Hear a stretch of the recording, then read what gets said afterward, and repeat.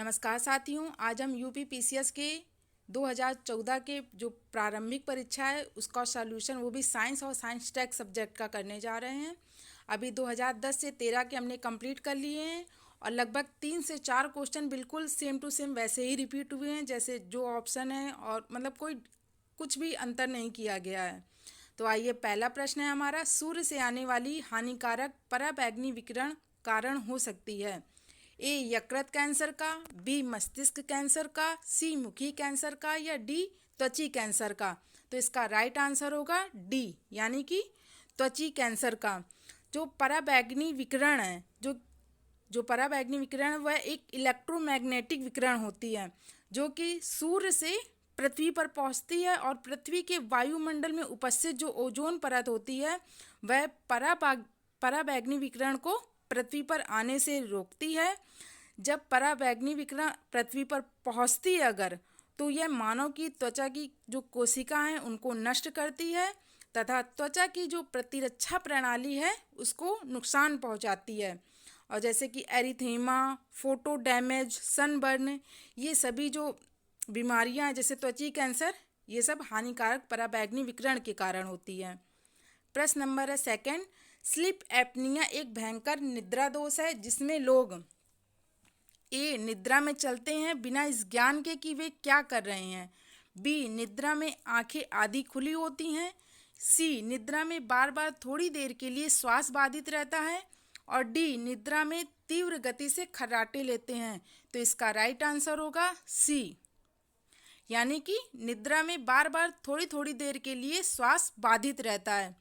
Sleep apnoea जो है एक भयंकर निद्रा दोष है जिसमें नींद के दौरान व्यक्ति को जो सांस लेना होता है वह बाधित होता है, और यह 2 प्रकार का होता है, जैसे एक अवरोध स्लीप एपनिया और दूसरा होता है सेंट्रल स्लीप एपनिया। अवरोध स्लीप एपनिया में जो रोगी के वायु मार्ग में अवरोध के कारण होता है, ये मतलब सामान्यता होता है, और जो दूसरा है सेंट्रल स्लीप एपनिया, यह एक गंभीर बीमारी होती है। इसमें जो वायु मार्ग है वह अवरुद्ध नहीं होता है, लेकिन जो रोगी का मस्तिष्क है वह सांस लेने के लिए श्वसन मांसपेशियों को संकेत देने में विफल रहता है।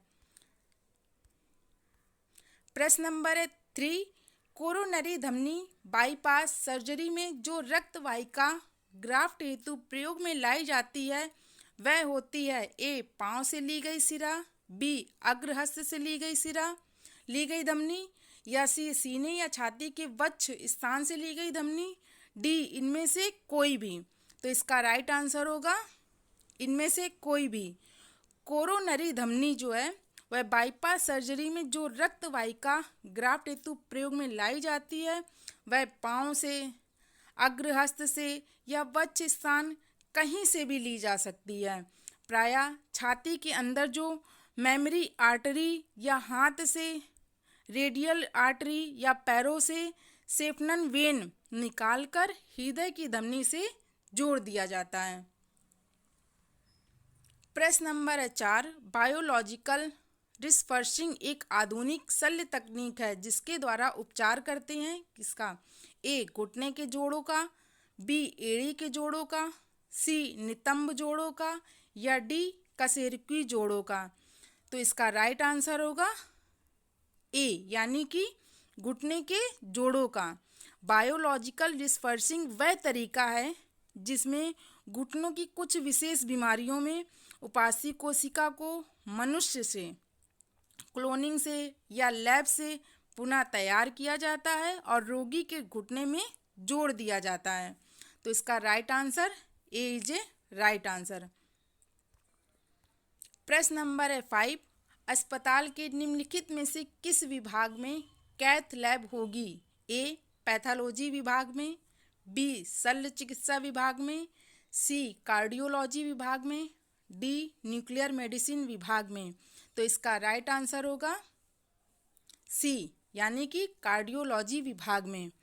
एक कार्डियक कैथीटेराइजेशन लैब, जिसे कि कार्डियक कैथ लैब के रूप में भी जाना जाता है, यह एक अस्पताल में एक विशेष कमरा होता है जहाँ डॉक्टर जो होता है वह हृदय रोग का निदान व उपचार करने के लिए न्यूनतम इन्वेसिव परीक्षण और प्रक्रियाएं करते हैं। हृदय कैथ लैब में की जाने वाली प्रक्रिया में लगभग हमेशा छोटे या लचीले ट्यूब शामिल होते हैं जिन्हें हम कैथेटर कहते हैं। तो इसका राइट आंसर होगा कार्डियोलॉजी विभाग में। प्रश्न नंबर है 6। सेरेब्रल पाल्सी एक मस्तिष्क से संबंधित विकार है जो सामान्यतः पाया जाता है ए वृद्धों में, बी ड्रग नशेड़ियों में, सी छोटे बच्चों में या डी केवल महिलाओं में। तो इसका राइट आंसर होगा सी यानी कि छोटे बच्चों में। सेरेब्रल पाल्सी जो है एक मस्तिष्क से संबंधित बीमारी है जो कि छोटे बच्चों में पाई जाती है। सेरेब्रल का अर्थ क्या होता है? तो मस्तिष्क से संबंध रखना तथा पॉलिसी का अर्थ होता है कमजोरी या मांसपेशियों के उपयोग की समस्या। यह मस्तिष्क के असामान्य विकास या विकासशील मस्तिष्क को नुकसान होने के कारण होता है जो किसी व्यक्ति की मांसपेशियों को नियंत्रित करने की क्षमता को प्रभावित करता है। तो इसका राइट आंसर है सी। प्रश्न नंबर है 7। कुछ समुद्री जंतु एवं कीट अंधेरे में अपने शरीर से प्रकाश उत्पन्न करते हैं। यह जो परिघटना होती है इसको क्या कहते हैं? ए फास्फोरेसेंस, बी बायोल्यूमिनेसेंस, सी ए और बी दोनों या डी इनमें से कोई नहीं। तो इसका राइट आंसर होगा बी यानी कि बायोल्यूमिनेसेंस। कुछ कीट जो होते हैं वह समुद्र में रहने वाले जीव अंधेरे में प्रकाश उत्पन्न करते हैं जो उनके शरीर में होने वाली रासायनिक अभिक्रियाओं के द्वारा होता है। यह जो प्रक्रिया होती है इसे हम बायोल्यूमिनेसेंस कहते हैं। यह एक प्रकार का ऊष्मा रहित प्रकाश है अर्थात केवल 20% प्रकाश ही ऊष्मा का उत्सर्जन करते हैं। प्रश्न नंबर है 8। स्त्रियों में रजोनिवृत्ति के पश्चात निम्नलिखित में से किस हार्मोन का उत्पादन समाप्त हो जाता है? तो प्रोजेस्टेरोन, टेस्टोस्टेरोन, एस्ट्रोजेन या डी इनमें से कोई नहीं। तो इसका आंसर ए और बी होगा लेकिन आयोग ने ए और सी होगा लेकिन आयोग ने सी को सही माना है यानी कि एस्ट्रोजेन। अब हम इस पे चर्चा करते हैं कि प्रोजेस्टेरोन, टेस्टोस्टेरोन और एस्ट्रोजेन ये जो हार्मोन है ये किसमें होते हैं और कब कब होते हैं? तो प्रोजेस्टेरोन की बात करें तो यह एक ऐसा हार्मोन है, इसका राइट आंसर है सी। अब देखते हैं प्रोजेस्टेरोन हार्मोन एक ऐसा हार्मोन है जो महिलाओं के शरीर में प्राकृतिक रूप से बनता है। इसे प्रेगनेंसी हार्मोन्स भी कहते हैं। अगर ये क्वेश्चन पूछा जाए कि प्रेगनेंसी हार्मोन्स किसे कहते हैं तो प्रोजेस्टेरोन को, क्योंकि यह हार्मोन महिला को गर्भवती होने और भ्रूण के विकास दोनों के लिए आवश्यक है। प्रोजेस्टेरोन। फिर नेक्स्ट है टेस्टोस्टेरोन। तो टेस्टोस्टेरोन जो होता है यह एक पुरुष सेक्स हार्मोन होता है जो यौन और प्रजनन विकास के लिए महत्वपूर्ण है। ये मतलब ओवरी में भी पाया जाता है पर इतनी पुरुषों की तुलना में बहुत कम स्तर होता है ओवरी में। थर्ड है एस्ट्रोजेन। एस्ट्रोजेन जो होता है ये कार्य शारीरिक बदलाव लाता है जो लड़की को एक महिला में बदल देता है। यह मासिक चक्र की शुरुआत तथा नियंत्रण और प्रसव के लिए महत्वपूर्ण है। प्रश्न नंबर है 9। निम्नलिखित में से कौन एक विस्फोटक पदार्थ नहीं है? ए ट्राइनाइट्रोटॉल्यूइन, बी ट्राइनाइट्रोग्लिसरीन, सी साइक्लोट्राइमेथिलीन ट्राइनाइट्रामीन या डी नाइट्रोक्लोरोफॉर्म। तो इसका राइट आंसर होगा डी।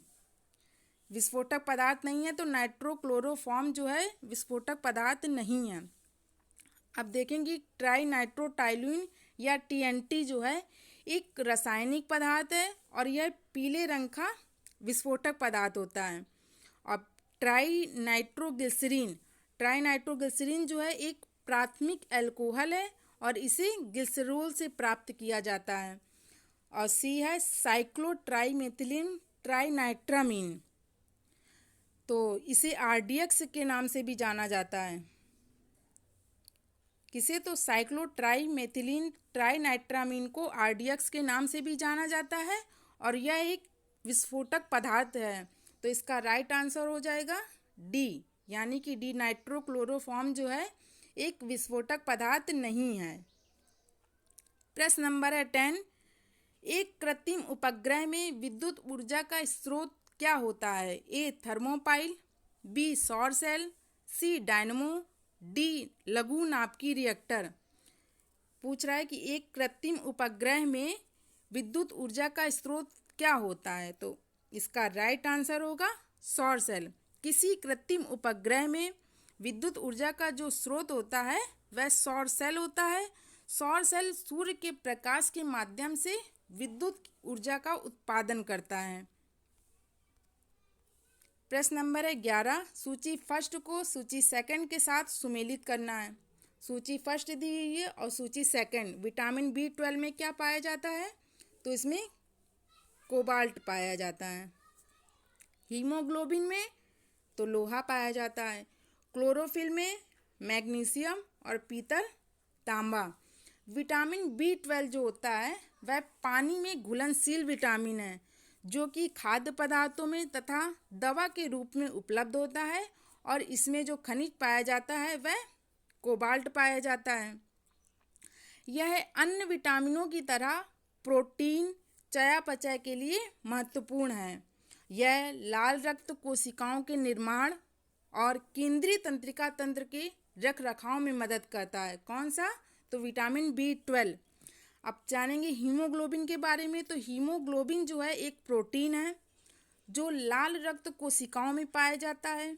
यह रक्त को लाल रंग प्रदान करता है तथा पूरे शरीर में ऑक्सीजन ले जाने का कार्य भी करता है। हीमोग्लोबिन 4 प्रोटीन अणुओं से बना होता है जो कि एक साथ जुड़े हुए होते हैं। तो हीमोग्लोबिन में क्या पाया जाता है? कौन सा खनिज? तो लोहा। क्लोरोफिल की बात करें तो क्लोरोफिल या पर्णहरित एक प्रोटीन युक्त जटिल व रासायनिक यौगिक है।